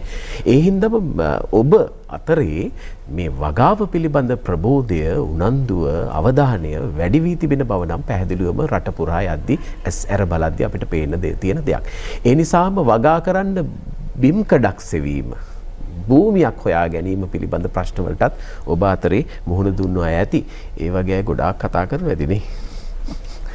මොකද්ද තියෙන සැලසුම එහෙම ඉඩම් ලබා දීම සම්බන්ධයෙන් තියෙන ක්‍රමවේද? මම හිතන්නේ ඊටාම හොඳ ප්‍රශ්නයක් තමයි ඒක. වැඩිපුරම මේ වසල මම හිතන්නේ මගේ දුරකථනයටත් එහෙමයි, විද්‍යුත් යැපෑලටත් එහෙමයි, ඒ වගේම ලේකම්තුමාටත් මම හිතන විදිහට විශේෂ ඉඩම් විශේෂ භාර ඇමතුමාටත් හැම තිස්සෙම මම හිතන්නේ අපේ රටේ ඉන්න ගොවි ජනතාව, ඒ වගේම ව්‍යාපාරික ආයෝජකයන් හැමෝම පෙළඹිලා ඉන්නවා වගාව සඳහා පෙළඹිලා තියෙනවා. ඒක හොඳ දෙයක්. ඔව් ඒක හොඳම දෙයක්, අපි අගය කළ යුතු දෙයක්. ඒ නිසා හැමෝම අපෙන් ඉඩම් ඉල්ලීම කරනවා. අපේ LRCගේ සභාපතිතුමා කිව්වා වගේ ඒක ඉල්ලීම බොහොම හොඳයි. ඒ ඉල්ලීම යථාර්ථයක් බවට පත් කරගන්න එක තමයි අපිට දැන් අවශ්‍ය වෙලා තියෙන්නේ. ඒක නිලධාරීන් වන අපිටත් තියෙනවා, ඉල්ලීම් කරන අයටත් තියෙනවා. මේ දෙක එකට 50-50 වගේ තියෙන්නේ. අපි එකට ගලපන්නට අවශ්‍යයි. භූමිය කියන එක සීමිත සම්පතක් කියන එක අපි හැමෝම දන්නවා. ඒක මනවින් කළමනාකරණය කර ගැනීම තමයි අපිට වෙන්නේ. ඉඩම් ඉල්ලීම් ගණනාවක් ඇවිල්ලා තිනවා. අපි ඒවා සඳහා කටයුතු කරමින් යන මොහොතකදී අපි කියන්නට අවශ්‍යයි ඉඩම් කියන මේ සීමිත සම්පතෙන් උපරිම ප්‍රයෝජනට ගන්නට නම් අර මුලින් මම කිව්වා වගේ බෙදා දීපු ඉඩම් උපරිම ප්‍රයෝජනට ගන්නවා වගේම ඉඩම් ඉල්ලීම් වලට අපි අහුම්කම් දෙනවා. ඒ වගේම අපේ ගොවි ජනතාවට මේ මොහොතේදී මම හොඳ අවස්ථාවක් කරගන්නවා කියන්න ඒ ඉල්ලීම Tamanට කළ හැකි ඉල්ලීමක් බවට පත් කරගන්නවා නම් ඊටාම කාලෝචිතයි. ඉතින් අපිට දැනෙනවා ඉලක්කම් තියෙන විදිහට කිව්වට දැන් ගොඩක් වෙලාවට මම කතා කර ඉදී අහනවා.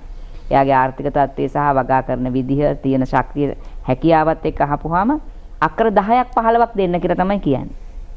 සමහර අය ආවහම ආයෝජකයින් ආවහම කියන්නේ අක්කර 50ක් 60ක් දෙන්න. 2000ක් 3000ක් ගන්න පුළුවන් අය පුළුවන් දෙකත් මගෙන් අහන අය ඉන්නවා.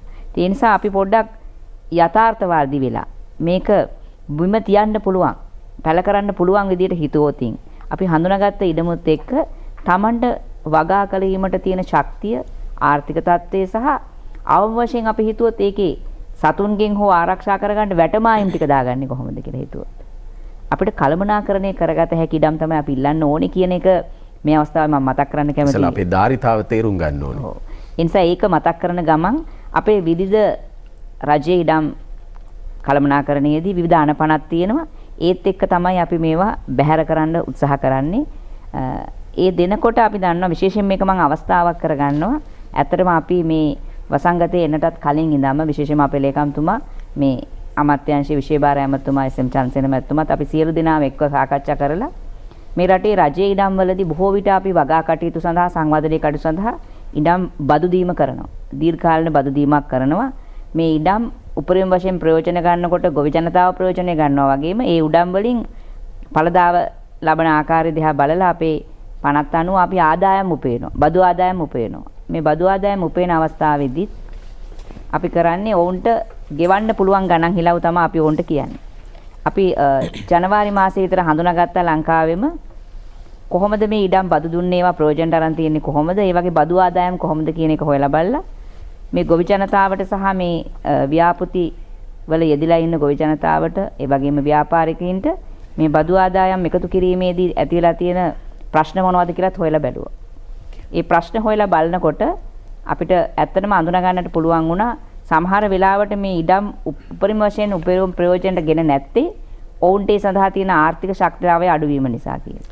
ඒ නිසා අපි සමස්තයම හොයලා බැලුවා. විශේෂයෙන්ම රජයේ ඉඩම් පමණක් නෙමෙයි මහවැලි අධිකාරිය යටතේ පාලනය වෙන ඉඩම් ප්‍රතිසංස්කරණ කොමිෂන් සභාව යටතේ පාලනය ඉඩම් මේ විවිධ කොයි ආයතන යටතේ ඉඩම් පාලනය වුණත් මේ සංවර්ධන කටයුතු සඳහා අපි යොදාගත් ඉඩම් යොදාගත්ත නැත්නම් මේ භූමි භාගයට අවශ්‍ය කරන මේ ඉඩම් යොදා ගැනීමේදී ඔවුන් ගෙවිය යුතු බදු ආදායම් නිසි පරිදි නොගෙවන්නේ ඇයි කියන එක හොයලා බැලුවා.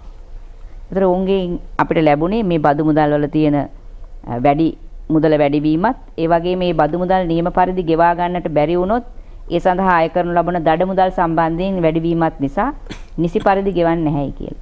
ඒ අනුව අපි ජනවාරි මාසයේදී පහුගිය ජනවාරි මාසයේදී මේ වසංගත තත්ත්වයට එනට කලින් ඉඳන්ම විශේෂයෙන්ම ලේකම්තුමා විශේෂ ඇමතුමා මැදිහත් වෙලා මේ සියල්ල එකට කණ්ඩායමක් වශයෙන් ගොනු වෙලා මේවා අපි අමාත්‍ය මණ්ඩලයට ඉදිරිපත් කරාම ඇත්තටම මේ ගොවි ජනතාවටත් ව්‍යාපාරික ප්‍රජාවටත් එම අවස්ථාවේදී විශාල වශයෙන් සහන මේ ලැබුණා. ඔවුන්ට මේක හොඳ අවස්ථාවක් වෙනවා.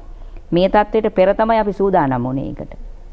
මේ තත්ත්වයෙන් ගොඩ එන්නට හොඳ සහන ටිකක් අපිට ලැබුණ නිසා ඔවුන්ගේ මේ සහන ලබා දීමෙන් මේ වසංගත තත්ත්වයේ වුණත් ඔවුන්ගේ වගාව නිසි පරිදි කරගෙන යන්න අවස්ථාවක් ලැබෙනවා. උදාහරණයක් විදිහට කාලාන්තරයක් තිස්සේ බදු නොගෙවීම නිසා ඒ සඳහා ආය කරන ඕනෑම වෙලාවක අපි දන්නවා ගෙවීමක් නොකළොතින් ඒ සඳහා අපි පොලියක් හෝ දඩමුදලක් අය කරනවා කියලා. ඒ නිසා මේ දඩමුදල පැත්තකින් තියලා ඔවුන්ට මේ සඳහා ගෙවිය හැකි Tamanට ගෙවිය යුතු මුදල් පමණක් අය කරන්නටත්. ඒ වගේ මෙම මුදල වුණත් වාර්ෂික බදු මුදල වුණත් එකවර ගන්නේ නැතුව අපි දන්නවා මේ වගේ පහුගිය මේ වසංගතයත් එක්ක සහ මේ ඉදිරියට එන තත්ත්වයත් එක්ක ඔවුන්ට නිසි පරිදි ගෙවා ගන්නට බැරි වෙයි. ආයෝජනය කරන්නට පුළුවන් නමුත් ගෙවා ගැනීම වලට අපහසුතාවය එන්නට පුළුවන්. ඒ සඳහා ඔවුන්ගේ ගෙවිය යුතු වාර්ෂික බදු මුදල් වාරික වශයෙන් ඔවුන්ට හැකිනම් මාසික වශයෙන් හෝ අය කරන්නට අපි අනුමැතියක් ලබාගෙන දැන් ඒ සඳහා ක්‍රියාත්මක වෙමින් පවතිනවා. දැන් පහුගිය මාස දෙක තුනක් අපි දන්නවා තිබුණ වසංගත තත්ත්වයත් එක්ක සමහර වෙලාවට ආර්ථික කටයුතු වල නිරත වෙන්න බැරි වුණා. මේ වගේ වෙලාවක ඔවුන්ට මේ පෙරලා ඒක ගෙවා ගැනීම කරගන්න බැරි වෙනවා. ඒ වගේ වෙලාවට මම දන්නවා ඔවුන්ට ලැබුණ විශාල සහනයක් මේක. විශේෂයෙන් ඉඩම් කොමසාරිස් ජෙනරාල් විදිහට මම දකිනවා පුද්ගලයෝ ගොවි ජනතාව ඒ වගේම අනිකුත් ආයෝජනය කරන අය අපෙන් ඇවිල්ලා ඉල්ලීම් කරනවා මේකට සහනයක් දෙන්නට පුළුවන්ද කියලා. මේ වගේ දේවල් බලනකොට අපිට ඒ හඳුන්වා දුන්න වැඩසටහන් බදු සහන ඒ වගේම අද දන්නවා අපි ගොඩක් වෙලාවට නවීන සමාජයේ පුද්ගලයෝ කැමති රජයේ ආයතනට ඇවිල්ලා මේවා ගෙවන්න නෙමෙයි. ඒවා බලනකොට රජයේ ආයතන වලට ඇවිල්ලා ගෙවන්නේ නැතුව පුද්ගලයන් කැමති තමන් අද තියෙනවා ගොඩක් වෙලාවට ඉලෙක්ට්‍රොනික ක්‍රම මගින් මේ ගෙවීම කරන්නට පුළුවන්. තමන්ගේ ක්‍රෙඩිට් කාඩ් එකකින් ගෙවන්නට පුළුවන්. එහෙම නැත්නම් තැපල් කාර්යාල වලට ගිහිල්ලා ගෙවන්නට පුළුවන්. මේ වගේ ගෙවීම් ක්‍රම අපි ඇති කරලා තියෙනවා. විශේෂයෙන් මේ වගේ වකවානුවක තමන්ගේ ඉඩමේ බදු මුදල ගෙවා ගන්න සමහරලාට ඈත ප්‍රදේශයකට යන්න බෑ. අපේ තිබුණ නිරෝධායන ඇඳිරි නීතිය වගේ දේවල් බලනකොට. ඉතින් එහෙම බලනකොට අපිට පුළුවන් තැපල් කාර්යාල මගින්. ඒ වගේම සමහර රජයේ නිලධාරීන් ඉන්නවා, අර්ධ රජයේ ආයතන ඉන්නවා. ඒ වගේ ආයතන ගත්තොත් සමහර වෙලාවට ඒගොල්ලන්ට තමන්ගේ අතින් සල්ලි ගෙවන්නට බැරි වෙයි, තමන්ගේ වැටුපෙන් ගෙවන්නට පුළුවන්. මේ වගේ විවිධ ක්‍රමවේද අපි අතුල් කරලා තියෙනවා. මේ ක්‍රමවේදත් එක්ක බලපුවාම මට හිතෙනවා මේ කාලයට ඉතාම උචිතයි ඒක. සහ ඉදිරියට යන්නටත් පුළුවන් වෙනවා. මේ වගේ වැඩසටහන් කිරීම තුළ මේ දැන් ඇවිල්ලා තියෙන ඉල්ලුමත් එක්ක බලපුවාම වගාවත් එක්ක බලනකොට ගොවීන්ට විශාල වශයෙන් සහන ලැබිලා තියෙන නිසා ඔවුන් තමන්ගේ ඉඩම ඌණ උපයෝජිතව තියෙන ඉඩම වගා කටයුතු වලට යොදවා ගන්න පුළුවන් වෙනවා. ඒත් එක්කම අපිට කියන්නට ඕනේ විශේෂයෙන්ම මේ වකවානුව තුළ අපි අත්හදපු දෙයක් තමයි තමන් කාර්යාල වලට ගිහලා නිලධාරීන් හමු වෙන්නේ නැතුව තමන් ගෙදර ඉඳන් කොහොමද මේ වැඩ කටයුතු කරගන්නේ කියන එක පිළිබඳව පරිගණක තාක්ෂණය කියන එක තොරතුරු තාක්ෂණය ඉතාම කාලෝචිත වෙලා තියෙනවා. අපි කියන්නට සතුටුයි. අතන ඉඩම් කොමසාරිස් ජෙනරාල් දෙපාර්තමේන්තුවේ මැනුවලීකරණ මේ සමස්ත ක්‍රියාදායමම ඉඩම් බෙදා දීමේ සිට පසු විපරම් කිරීමේ සමස්ත ක්‍රියාදායමම අපි දැන් ඉලෙක්ට්‍රොනික සිස්ටම් එකත් එක්ක තමයි යන්නේ. පුද්ගලයන්ගේ ඉල්ලීම අපිට ලැබුණාම ඔවුන්ගේ අවසාන ලියවිල්ල ඔප්පුව වෙන්න පුළුවන්, බදු කරේ වෙන්නත් පුළුවන්. ඒක ඉලෙක්ට්‍රොනික සිස්ටම් එකෙන් ලබා දීලා ඔවුන් අතරපත් කිරීමේ ක්‍රියාදාමයක අපි ඉන්නවා. ඒ තුලින් මට පේනවා එතකොට අපි අර යථාර්ථවාදී ඉලක්කමක් විදිහට ගොවින් ඉල්ලන ක්‍රමවේද අනුව සරල ක්‍රමවේද අනුගමනය කරමින් ඔවුන්ට අවශ්‍ය කරන භූමි භාගය වෙන් කර දුන්නොත් මේ තුලින් අපිට පුළුවන් වෙයි අපිට මේ ඇවිල්ලා තියෙන ව්‍යසනෙනුත් ගොඩ ගිහිල්ලා මේ තියෙන සීමාකාරී භූමිය උපරිම වශයෙන් කළමනාකරණය කරලා පුද්ගලයන්ට අවශ්‍ය සේවය සමස්ත කණ්ඩායමත් එක්ක එකතු වෙලා යන්නට පුළුවන්. හොඳයි කොමසාරිස් ජනරාල්තුමිය, මම හිතන්නේ අපි වගා කළ යුතුයි, ඵලදායීවය කළ යුතුයි, ඒ සඳහා ඉඩම් ද අපට තිබිය යුතුයි, තියෙන සම්පත කළමනාකරණය කරගත යුතුයි, ඉඩම් බෙදාගත යුතුයි, බදාගත යුතු වන්නේ නැහැ, ඒ ආකල්පයෙන් වෙනස් විය යුතුයි. අපි මේ පිළිබඳව ඔබට වඩා වටිනා කාරණා කිහිපයක් ගෙන එන්නට සූදානම්. අපි නුගසෙවන තුල ඔබට සෙවන සදන්න සූදානම් වෙන්නේ ජාතියම ඊටාම හොඳින් වගා කිරීම සඳහා සැලසුම් සහගතව අපට තියෙන ඉඩම් ටික භාවිත කරන්නේ කොහොමද? ඒ සඳහා තියෙන රජයේ ක්‍රියාමාර්ග මොනවාද? ඔබට ගොවීන් හැටියට වගා කරනවා නම් ලබාගත යුතු නැත්නම් මඟ පෙන්වා ගත යුතු කාරණා පිළිබඳව අපි අවධානය යොමු කරන්නේ. අපි මණ්ඩපයේ ඉන්න සියලු නිලධාරීන් අපි හඳුනාගෙන ඉන්නේ. මම කැමති අපිට තියෙන සීමිත කාලය තුල වැවිලි කර්මාන්ත හා අපනයන කුෂිකර්ම අමාත්‍යාංශයේ වැඩ බලන ලේකම්තුමන්ගෙන් ප්‍රශ්න කරන්න. ඔබතුමා කිව්වා අර අපි මේ ඵලදායීතාවය නංවන්න වැඩපිළිවෙල කීපයක් සකස් කරලා තියෙනවා කියලා. ඔව්. ඇත්තටම මම හිතන්නේ මට මේ කාලය පිළිබඳ ගැටලුවත් එක්ක තමයි මට සීමා වෙන්න වෙන්නේ. නමුත් මම ඒ කාලය ඇතුළත උත්සාහ කරන්න මේ ටික කියන්න.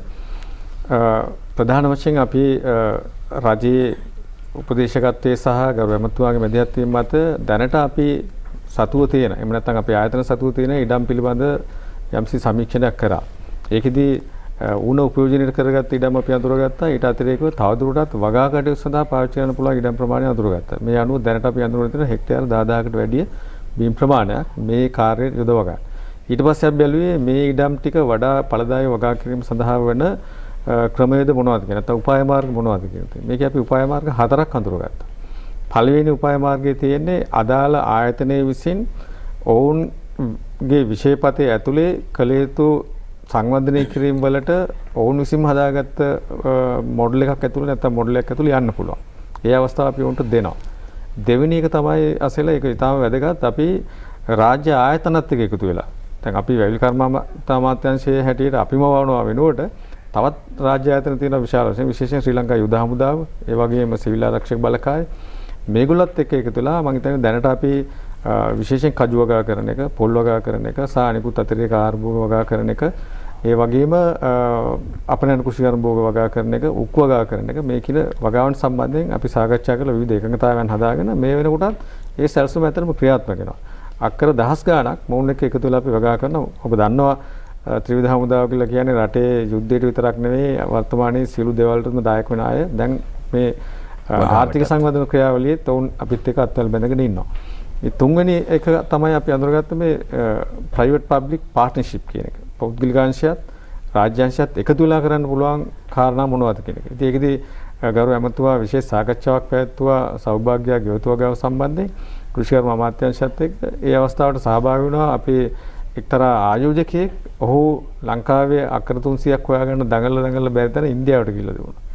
ඉන්දියාවට ගිහිල්ලා අක්කර 300ක් හොයාගෙන ඔහු බෙල් පෙපර් තමයි අර ගෘහ ආශ්‍රිතව වගා කරලා ඒව යවන්නේත් මැද පිරිසිදු වෙළඳපොළට විශාල ආදායමක් ගන්න. ඉතින් එතකොට ඒකෙන් වැඩි ප්‍රමාණයක් භූමිය සඳහා ගෙවන්නේ ඉන්දියාවට. මොකද ඒ වගේ අපේ දේශීය ආයෝජකයන් උන්ට ශක්තියක් තියෙනවා.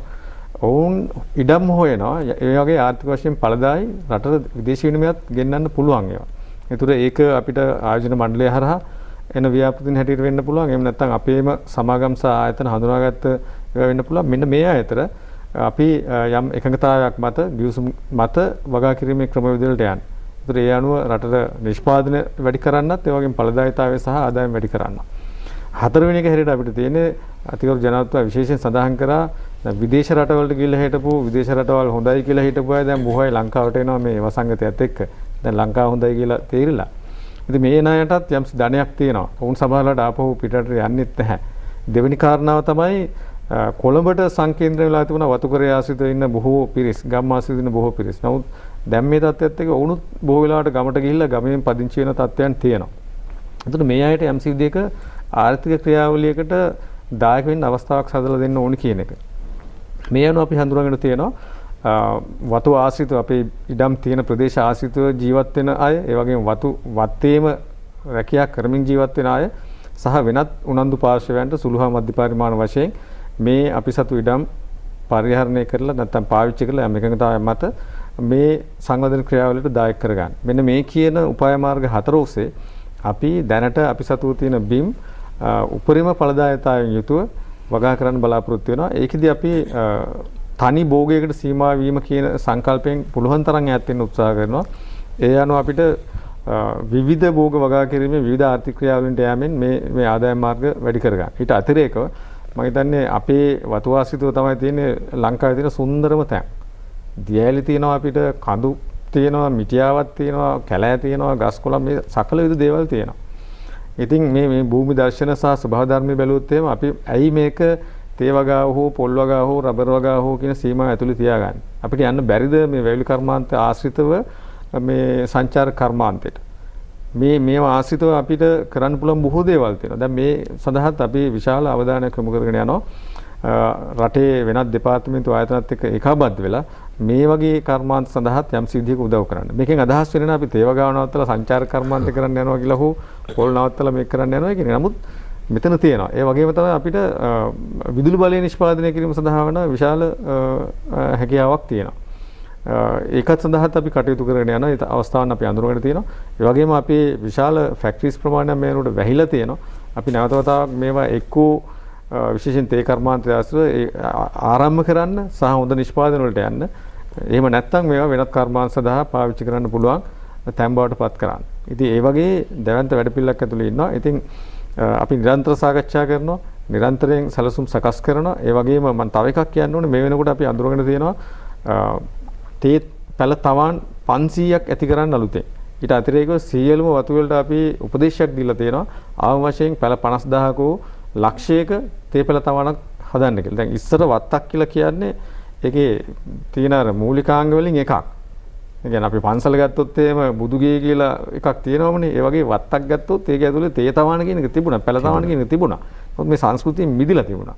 මේ මිදිච්ච සංස්කෘතිය නැවත අපි මේගොල්ලා ගෙනේම කටයුතු කරගෙන යනවා. ඉතින් ඒක නිසා අපි දැවැන්ත වැඩපිළිවෙලක ඉන්නවා. දැන් අපිට එකම බාධා වුණේ එකක් කොවිඩ් එක ආශිර්වාදයක් වෙච්ච ගමන් බාධාවකුත් වුණා. දෙවෙනි එක රටේ මහමැතිවරණයක් පවත්වලා අපිට පාර්ලිමේන්තුවක් පත් වෙලා ජාතික අයවැය සම්මත වෙලා අපේ වැඩපිළිවෙලට අවශ්‍ය කරන ප්‍රතිපාදන සකස් කර ගැනීම පිළිබඳ පොඩි බාධාවක් තිබුණා. මෙන්න මේ කාරණා දෙක හැර අපි සියලු සැලසුම් සකස් කරගෙන ඉන්නවා. අපි කරගෙනත් යනවා. ඒ වගේම පෙර සූදානම් ඔක්කොම කරනවා. ඉදිරි මහකන්නේ කියලා කියන්නේ අපිට ඊටාම තීරණාත්මක කාලයක්. ඒ කාලේදී මම හිතන්නේ අපේ තේ රබර් පොල් ඒ වගේම අනිකුත් අපනයන් කෘෂිකර්ම භෝග සහ කෘෂිකර්ම දෙපාර්තමේන්තුව විසින් හඳුන්වලා දෙන යම් දේවල් ආහාර නිෂ්පාදන ක්‍රියාවලට අවශ්‍ය මේ සියලු දේවල් අපේ සියලුමයි. මම තව එකක් කියනවා තේ කර්මාන්තය ඇතුලේ 70%ක් නිෂ්පාදනය කරන්න දැන් කුඩා තේවතු හිමියෝ. ඉතින් ඒ නිසා මේ මහා පරිමාණ තේවතු අපි දැක්කට වැඩි හරියක් නිෂ්පාදනය දායක වෙන්නේ මේගොල්ලත්. මේගොල්ලත් එක්ක අපි දැවන්ත වැඩපිළිවෙලකට යනවා. ඉස්සරහදී මියගිය පැලවලට අපි රජයේ සහනාධාර වැඩපිළිවෙල යටතේ මේ පැල ලබා දීමත් කරනවා. ඒ සඳහා පැල නිෂ්පාදනය කිරීමේ ක්‍රියාවලිය ආරම්භ කරලා ක්‍රියාත්මක වෙනවා. මම හිතන්නේ ඒ සියල්ල යන්න පුළුවන්.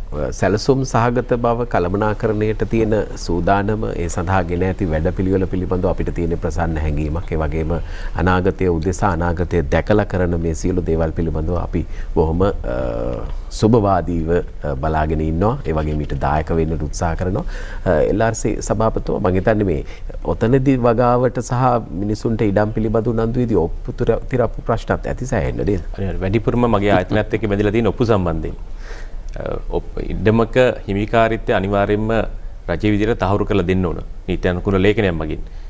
ලංකාවේ විශාල ප්‍රමාණයක් තියෙනවා ඉඩම් සම්බන්ධයෙන් ඔප්පු ලබා ගැනීම සඳහා ඉල්ලීම් කරලා.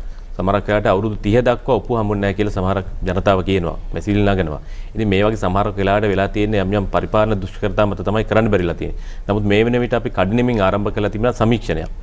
ඔප්පු දිස්ත්‍රික්කයක කොච්චර ප්‍රමාණයක් අපි ලබා දෙන්න තිබෙනවද? ඒව සම්බන්ධයෙන් තියෙන ගැටලු මොනවාද? ඒ ගැටලු निराකරණය කරගන්න පුළුවන් ක්‍රම මොනවාද? ඒ සම්බන්ධයෙන් ගන්න තීරණ මොනවාද කියන එක සම්බන්ධයෙන් කඩිනමින් අපි වැඩසටහනක් ආරම්භ කරා.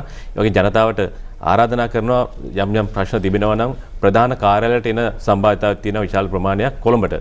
ඉතින් දිස්ත්‍රික් කාර්යාලය අධ්‍යක්ෂවරුන්ට උපදෙස් දීලා තිබෙන්නේ ඒ සියලුම ජනතාවගෙන් එන ප්‍රශ්න ඒ දිස්ත්‍රික්කයේ සිටම විසඳන්න අවශ්‍ය කටයුතු කරන්න, ඒ වගේම ප්‍රධාන කාර්යාලයෙන් උපදෙස් ලබාගෙන ඒව කරන්න කියලා තමයි අපි උපදෙස් ලබා දීලා තියෙන්නේ. ඒ නිසා තමන්ගේ ඔප්පුව නොලැබිලා තිබෙනවා නම්, ඔප්පුවේ සම්බන්ධ යම් ගැටලුවක් තිබෙනවා නම් ඒ දිස්ත්‍රික් කාර්යාලය හරහා සම්බන්ධ වෙන්න.